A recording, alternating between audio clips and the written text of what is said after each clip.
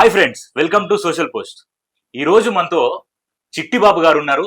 నమస్కారం సార్. నమస్తే. ఎలా ఉన్నారు సార్? ఆల్వేస్ సార్, ఇప్పుడు ఏదైతే బడ్జెట్ సమావేశాలు జరుగుతున్నాయి ఆంధ్రాలో, దానికి ఏదైతే వైఎస్ఆర్సీకి సంబంధించిన జగన్మోహన్ రెడ్డి బడ్జెట్ సమావేశాలకు హాజరు అవ్వలేదు.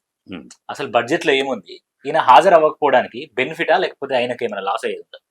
బడ్జెట్ సమావేశాలు అతను రావటం నెక్స్ట్ చెప్తా. బడ్జెట్ లో ఏముంది? అన్ని డొల్ల సున్నాలే, అన్ని డొల్ల. ఒక్కదానికి కేటాయింపు లేదు బడ్జెట్ లో. ఈ రాబోయే 1 year అన్నారు, 1 year లో ఒక్కదానికి కేటాయింపు లేదు. చదువుకు 15,000 18 ఏళ్ళు నిండిన వాళ్ళకి 15,000 అన్నారు, దానికి కేటాయింపు లేదు. 37,000 లక్షలకు కేటాయింపు లేదు. గ్యాస్ బండకి ఇస్తామన్నారు, కేటాయింపు లేదు. కేటాయింపు కొంచెమే ఉన్న నామకే వస్తే చేశారు. వీళ్ళు చెప్పిన లెక్కగా అంతమందికి లేదు. దానికి ఏ కండిషన్స్ పెడతారు, ముందు కట్టండి తర్వాత మేము ఇచ్చేస్తారు. 6 సూపర్ 6 లో దేనికి కేటాయింపు లేదు. ఏదో అన్నిటికీ అలా అలా అలా ఏదో అలా ఒక ముద్ద వేసినట్టు, ఒక ఎంగిలి చూపించారంటే ఎక్కడా లేదు. టోటల్ బోగస్ బడ్జెట్ లో ఎక్కడా నిజాయితీ లేదు. కేవలం మా అంకెల గారడీ చేస్తూ ప్రజలను మభ్యపెట్టడానికి చూపించిన బడ్జెట్ అయితే ఇంకోటి లేదు. తెలుగుదేశం ఈ కూటమి ప్రభుత్వం ఎన్నికలప్పుడు ఎలాంటి అబద్ధాలు మాట్లాడి అబద్ధాల ఆరోపణలతోటి అబద్ధాల ఆరబోతుతోటి అధికారంలోకి వచ్చారో, అధికారంలోకి వచ్చినా కూడా ఆ అబద్ధాల ఆరబోతని ఆపలేదు.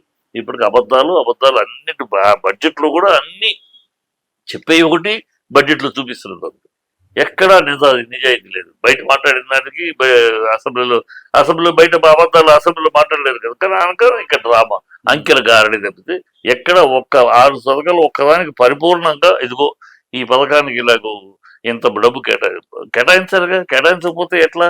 నువ్వు డబ్బులే కేటాయించకపోతే, నిధులు కేటాయించకుండా ప్రాజెక్ట్స్ ఎక్కడ చేస్తావు? నువ్వు పథకాలు ఎక్కడ నడిపిస్తావు? సో ఇదొక పచ్చి అబద్ధం. సరే, జగన్ రాలేదు. ఎందుకు రావాలి? జగన్ రావాలని మీరు కోరుకుంటున్నారు. ఎందుకు మీరు కోరుకుంటున్నారు చెప్పనా? నేను మీకెందుకు కోరుకుంటున్నారు? మీకు టైం పాస్. మిమ్మల్ని ప్రజలు మీరు మాత్రం ఉంటే మీరు ఒకరినొకరు డబ్బా కొట్టుకుని సోష మధ్యలో మీ ఉదాలు ఆహా ఓహో చంద్రబాబు ఆహా అని వాక్కుంటా ఉండొచ్చు. దానివల్ల ప్రజల్లో ఏమి పెద్ద ఉండదు. అదే జగన్ వస్తే జగన్ని టార్గెట్ చేసి, జగన్ని బుల్డోజర్ చేసి, జగన్ని అవమానించి, జగన్ని ఇన్సల్ట్ చేసి, జగన్ మీద కాలక్షేపం చేసి మొత్తం టాపిక్ డైవర్ట్ చేయొచ్చు. ప్రజలు మిమ్మల్ని చూస్తున్నారు. అసెంబ్లీ మీరు ఏం మాట్లాడుతున్నారు, మీ బడ్జెట్ ఏంటి అని చూస్తున్నారు. ఇవి క్లీన్ గా వాళ్ళకి అర్థం అవుతుంది. మీరు ఎందుకు జగన్ రావాలని, జగన్ వస్తే దీన్ని డైవర్ట్ చేయొచ్చు. దీని మీద ఆలోచన, జగన్ మీద అన్నది, జగన్ మీద కమెంట్ అయినా వాళ్ళ 11 మంది వాళ్ళు రిటర్న్ అవుట్, ఈ గొడవ దాని మీద మీరు కాలక్షేపం చేయొచ్చు. డైవర్షన్ పాలిటిక్స్ అంటే వీళ్ళ అధికారంలోకి వచ్చామని ఇంకా లేదు. వీళ్ళు ఇంకా జగనే సీఎం అనుకుంటున్నారు. వీళ్ళు ఇంకా అపోజిషన్ లో ఉన్నట్టే మాట్లాడుతున్నారు. ఎంతసేపు ఇంకా జగన్ జపం పొద్దున్న లెగిస్తే సాయంకాలం దాకా వాళ్ళ పేపర్లు కానీ, వాళ్ళ మీడియా కానీ, వాళ్ళ దీంట్లో పొద్దున్న లెగిస్తే ఆన్ చేయండి, పేపర్ తీయండి, జగన్ జపం అయిపోయింది. జగన్ని ప్రజలు పక్కన కూర్చోబెట్టారు, మీకు అధికారం ఇచ్చేశారు. అయిపోయింది. 3 నెలలు అయిపోయింది, 400 రోజులు దాటిపోయింది, 4 నెలలు అయిపోతుంది. మీ పాలన చెప్పండి. మీరు చెప్పిన అబద్ధాలు, మీరు చెప్పిన దొంగ మాటలు, మీరు చెప్పిన ఫాల్స్ సూపర్ 6లు, వీటికి సమాధానం చెప్పండి ప్రజలకి. వీటికి ప్రజలు నిలదీస్తున్నారు. నెలకొక గొడవ, నెలకొకటి విజయసాయి రెడ్డి విషయం ఒక నెల, తర్వాత షర్మిల కుమార్ రోజు లడ్డు విషయం, అన్ని ఫాల్సే. లడ్డు ఫాల్స్ అని తెలిపేది సుప్రీంకోర్టు. షర్మిల వాళ్ళ అమ్మాయి విజయమ్మ గారే, మీరు రాజకీయాలు చేయండి, నా కొడుకుతో డైరెక్ట్ గా ఫైట్ చేయండి, నన్ను ఎందుకు అడ్డు పెట్టుకుంటారు? ఎప్పుడో జరిగిన యాక్సిడెంట్ ని వాళ్ళు తీసుకొచ్చి చేసి ఏం మాట్లాడుతున్నారు మీరు అని చెప్పి నోట్లో గడ్డి పెట్టింది. ఆ గడ్డి పెట్టినాకే వాళ్ళు ఆగారు. లేకపోతే రోజు ఇది నెలకు ఒక పాయింట్ తీసుకుని డైవర్ట్ చేయటం, ప్రజల్ని పాలన గురించి ఆలోచించకుండా చేయటం. ఈ జగన్ జపం మానేస్తే వాళ్ళు ప్రజలు జపం చేస్తే సంతోషం. వాళ్ళు చేయలేరు. ఎందుకంటే అలవి కాని హామీలు ఇచ్చారు. అర్థం నాలికలు నరం లేని నాలిక కనుక నోటికొచ్చింది వాగి ఇచ్చారు. ఇప్పుడు అది చేయలేక దాన్ని డైవర్ట్ చేయటం, డైవర్షన్ పాలిటిక్స్ గా ఈయన ఉప ముఖ్యమంత్రి నిజంగా ఎవరు అన్నారు మొన్న, నిజమే అనిపిస్తుంది. ఆయన ఉప ముఖ్యమంత్రి కాదు, ఉపమా ముఖ్యమంత్రి. నిజమే అనిపిస్తుంది. ఎందుకంటే పిఠాపురంలో అమ్మాయి రేపు చేస్తే మాట్లాడలా, అవును. చంద్రబాబు కాన్స్టిట్యూన్సీలో జరిగితే మాట్లాడాలి, కాలేజ్ ఇష్యూ జరగల. గుడ్డవల్లేరులో కాలేజీలో అది అప్పుడు నేను నోరెప్పలా. అప్పుడు మా అత్త కోడల్ని చేసి గొడవ చేసి పెట్రోల్ పోస్తే అప్పుడు నువ్వు రాలని బయటికి నోరు లేగవలా. సడన్ గా అంటే ఎన్ని రోజులు అప్పుడు సనాతన ధర్మం అంటే ఏంటో తెలియదు. సనాతన ధర్మం అనేసి ఎగేసుకుంటూ వచ్చి మాట్లాడుతూ ఇప్పుడు మాట్లాడతాడు. ఇప్పుడు సడన్ గా గెటప్ తీసేసి స్వామి గెటప్ ఆయన వేసుకున్నాడు, ఒక గెటప్ సినిమాలో గెటప్ వేసుకుని ఇప్పుడు ఆయన తీసేసి ఇప్పుడు దిగొచ్చాడు. నేను తంతా పొడుస్తాను, నేల మీద తాట తీస్తా. నువ్వు సీఎం, డిప్యూటీ సీఎం లేకపోతే వీధి రౌడీ? అధికారం వచ్చింది తాట తీయటానికి. నువ్వు ఇప్పటికి 70 మంది మిస్ అయిపోయారు 5 నెలల్లో, 70 మంది అమ్మాయిలు. నువ్వు పచ్చి అబద్ధం ఆడావు ఎన్నికలప్పుడు, పచ్చి అబద్ధం. 32,000 అమ్మాయిలు మిస్ అయిపోయారు, నాకు ఒక ఆఫీసర్ చెప్పాడు అని చెప్పి నువ్వు పచ్చి అబద్ధం ఆడు. పార్లమెంట్ లోనే ఇది పచ్చి అబద్ధం పార్లమెంట్ లో తీర్చి చెప్పారు. ఎవరు తీర్చి చెప్పారు? ఎవరో బయట వాళ్ళు కాదు. నీ కూటమి మంత్రి, కూటమిలో ఉన్న బీజేపీ బండి సంజయ్ అడిగిన ప్రశ్నకి మొత్తం చెప్పాడు. 2014 నుంచి 2024 దాకా ఎంతమంది మిస్ అయ్యారు, ఎంతమంది రికవర్ అయ్యారు, మిగతా కథ ఏంటి మొత్తం చెప్పారు. ఇప్పుడు ఆంధ్రాలో 32,000 మంది మిస్ అయ్యారనేది పచ్చి అబద్ధం, ఎన్నికల కోసం వాడిన మాటలు తేల్చి చెప్పారు. అదొక అబద్ధం వాడు. దానికి ఇంతవరకు ప్రజలకు క్షమాపణ చెప్పడం సంజయ్ ఆడెవడు, ఆ సన్నాసి ఎవడు, నీకు ఇన్ఫర్మేషన్ ఇచ్చిన సన్నాసి ఎవడు, ఆ సన్నాసి ఎవడు చెప్పట్లేదు, దొరకలేదు. అది లేకుండా ఇవాళ సడన్ గా వచ్చేసేసి ఏదో కథ మాట్లాడితే ఏదో వాడు వచ్చి మాట్లాడేస్తే ఆవిడగా వచ్చేసేసి నిన్ను ప్రజలు నీ పరిస్థితి, అతని పరిస్థితి ఏంటంటే ఇప్పుడు ఎందుకు సడన్ గా వచ్చి లేచాడు, దానికి ఒక కారణం ఉంది వెనకాల. ఏమిటి కారణం? చంద్రబాబు తన నొక్కబోతున్నాడు, తన కొడుకును పైకి తీసుకెళ్ళటానికి తనకి పెట్టేస్తాడు కింద, అర్థమైంది.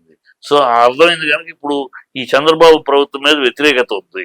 సో ఆ వ్యతిరేకత, ఈ కూటమి మీద వ్యతిరేకత ఉన్నదాన్ని ప్రజల ముందు డైవర్ట్ చేయడానికి, ఆ వ్యతిరేకతకి నాకు సంబంధం లేదు, నేను మంచివాడిని, ఆ కూటమిలో వాళ్ళు దౌర్భాగ్యులతో ఆ మంత్రులు చంద్రబాబు ఆ కూటమి, నేను పవిత్రుడిని, అందుకనే నేను ఎదురు తిరుగుతున్నాను, నేను మాట్లాడుతాను అంటే ఒకడేమి గిల్లుతూ ఉంటాడు, ఇంకోటి దూర పడతాడు. చంద్రబాబు ప్రభుత్వం ఈ కూటమిలో ఎట్లా, కూటమిలో ఒకడు గిల్లుతూ ఉంటారు, ఇంకోటి జోల పడతాడు. ఇప్పుడు చంద్రబాబు గిల్లుతూ ఉంటే పవన్ కళ్యాణ్ జోల పడతాడు. ఇది ఈ దౌర్భాగ్యం తప్పితే ఏమి కాదు. ప్రజలే తెలివితో కూడా కాదు. ఇది ఎందుకు సనాతనం అన్నాడో కూడా తెలుసు.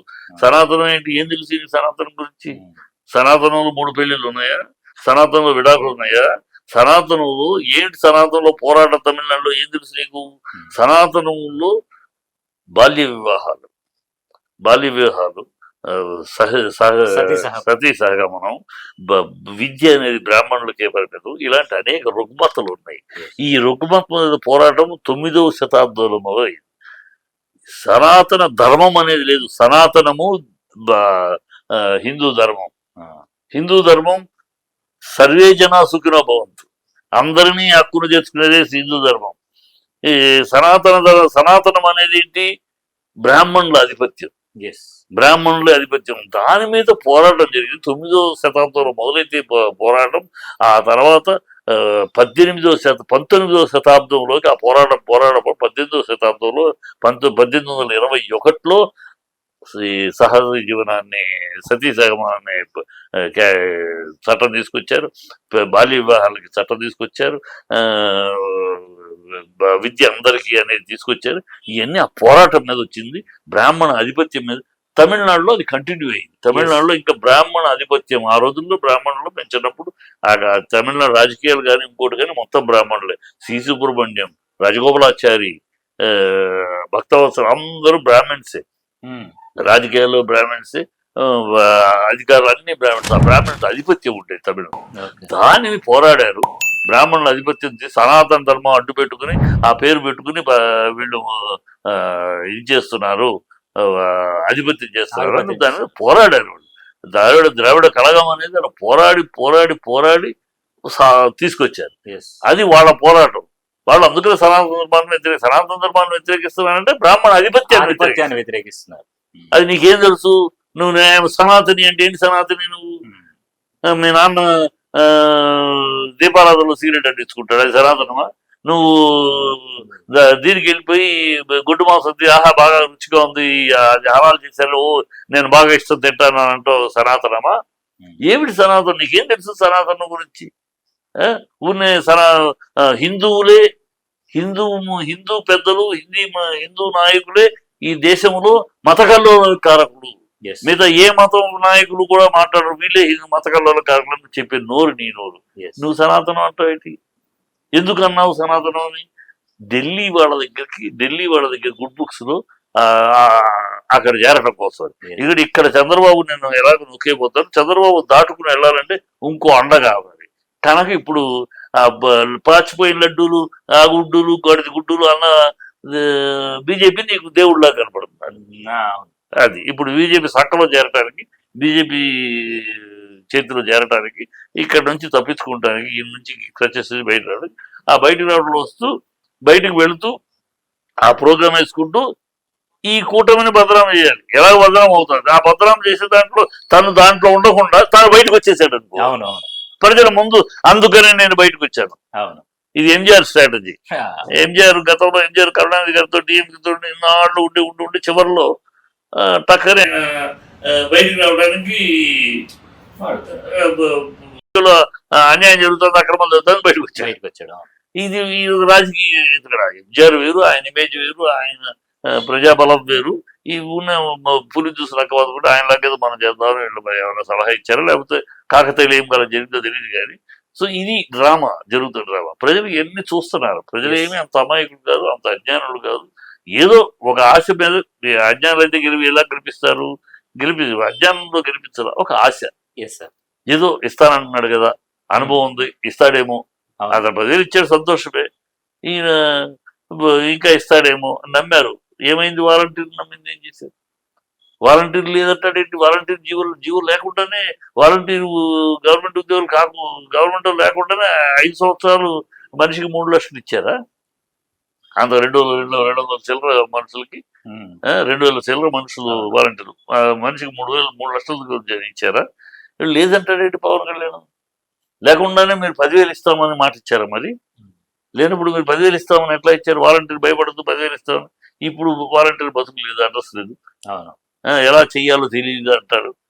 ఏమి తెలియకుండా మరి 10,000 ఇస్తాం, 5,000 మీరు కంగారు పడుతుంది, మీకు 5 కాదు అంటే ఓట్ల కోసం పచ్చి అబద్ధాలు, నిస్సిగ్గుగా నీతి రీతి నిజాయితీ లేకుండా పచ్చి అబద్ధాలని, జుగుత్సాకరమైన అబద్ధాలని గెలిచేసి వచ్చి వీళ్ళు మాట్లాడతారు. వీళ్ళ ఈ రొచ్చు తిరిగి రావాలా జగన్ అసెంబ్లీకి? మీ రొచ్చు చూడటానికి, మీ విన్యాసాలు చూడటానికి, మీ చేష్టలు వికృత మాటలు వినటానికి రావాలా? అసలు కాదు సార్. ఏ రాజ్యాంగంలో ఉంది చెప్పాలని ఒక్కటి దమ్ముంటే ఏ రాజ్యాంగంలో ఉంది? అపోజిషన్ పార్టీకి 10% సీట్లు ఉండాలని ఏ రాజ్యాంగంలో లేదు. ఇది కాన్స్టిట్యూషన్ లో లేదు, ఒక ఆనవాయితీగా ఉందంతే. ఎందుకంటే ఆ రోజు 2-3 పార్టీలు ఉంటాయి. ఏ పార్టీకి అపోజిషన్ ఇవ్వాలన్నప్పుడు ఈ పాయింట్ మీద ఎక్కువ మంది ఉంటే అని పెట్టారు. అంతేగాని రాజ్యాంగం 11 మంది ఉన్నారు, 11 మంది అపోజిషన్. వేరే అపోజిషన్ ఉన్నారా? లేరు కదా. ఇదే కదా అపోజిషన్ ఇవ్వాలి. ఎందుకు ఇవ్వట్లా మీరు? అపోజిషన్ ఇవ్వకుండా ఆయన అవమానించాలి. అపోజిషన్ ఇవ్వకపోతే బయటే కారాగాలి, లోపలికి రావడానికి లేదు, నడుచుకుంటూ రావాలి, మామూలుగా నడుచుకుంటూ రావాలి. So you want to insult him. అది చూడాలి మీరు. ఆయన నడుచుకుంటూ మామూలుగా కారులో దిక్కుండా అక్కడెక్కడ గేటు దగ్గర దిగి ఆయన నడుచుకుంటూ వస్తూ ఉంటే అది చూడాలి మీరు. ఆయన పోలీసులు చెక్ చేసి ఆపి చెక్ చేసి ఇవన్నీ ఈ దృశ్యాలు కావాలి వీళ్ళకి. ఇది ఒక సొనకానందం. ఈ చిల్లర ఆనందం కోసమని ఆయన రావాలి, ఆయన ఇలా చెయ్యాలి. పార్లమెంట్ లేకపోతే మైక్ ఇవ్వరు. అపోజిషన్ లీడర్ అయితే మైక్ ఇవ్వాలి. ఫ్లోర్ లీడర్కి ఎంత ఇస్తారో, ఎంతసేపు టైం ఇస్తారో అంత టైం ఇతనికి ఇవ్వాలి. ఇంకా ఒక సందర్భంలో ఎక్కువ కూడా ఇవ్వాలి. సో అందుకని ఇస్తే మైక్ ఇవ్వాలి. ఇప్పుడు ఇవ్వలేదు అనుకో, మైక్ ఇచ్చేపలేదు. ఈయన లేచి మేలాడినాక కూర్చొని అంటారు. అంటారు. ఇలా ఇన్సల్ట్ చేయాలి, ఇలా అవమానించాలి అని మీరు ప్లాన్ వేసుకోరు. మీ ప్లాన్, మీ దుర్మార్గ ప్లాన్, ఈ సురకాలంతో ఆలోచనలు తెలియరా? తెలిసి కనుకే ఎందుకు ఆ దౌర్భాగ్యం? అక్కడ అది ప్రజలతో మాట్లాడలేదు, అసెంబ్లీకి వెళ్ళి మాట్లాడక్కర్లేదు. అసెంబ్లీలో మాట్లాడేది అసెంబ్లీలో మీరు మాట్లాడే వాగుడు అవుతాడు, దాన్ని బయట ఎండగడతాం. అవును సార్. అదే మీడియా, అదే ముందు. ఆ రోజుల్లో అంటే మీడియా లేదు కనుక అసెంబ్లీకి వెళ్ళే మాట్లాడాల్సి వచ్చింది. ఇప్పుడు అసెంబ్లీ ఈక్వల్ గా మించి మీడియా ఉంది కనుక బ్రహ్మాండంగా మాట్లాడతారు. వెళ్ళాల్సిన అవసరం లేదు. మీ దౌర్భాగ్యం, మీ సునకానందం కోసం ఆయన రావాల్సిన, మీ సునకానందం అది. ఆయన రావాలి, ఆయన అవమానించాలి, ఆయన లెగిస్తే కూర్చో అని అరవాలి, ఈ పిచ్చి వేషాలు వేయాలి. దానికోసం రావాలని కోరుతున్నారు. అదైతే విషయం కోసం కాదు. Okay sir, thank you sir, thank you so much. So చూసారు కదా వ్యూవర్స్, ఇవి చిట్టిబాబు గారితో మన వార్తలు విషయాలు. మరొక వీడియోతో మళ్ళీ మీ ముందుకు వస్తా. అంతవరకు చూస్తూనే ఉండండి సోషల్ పోస్ట్. Bye bye.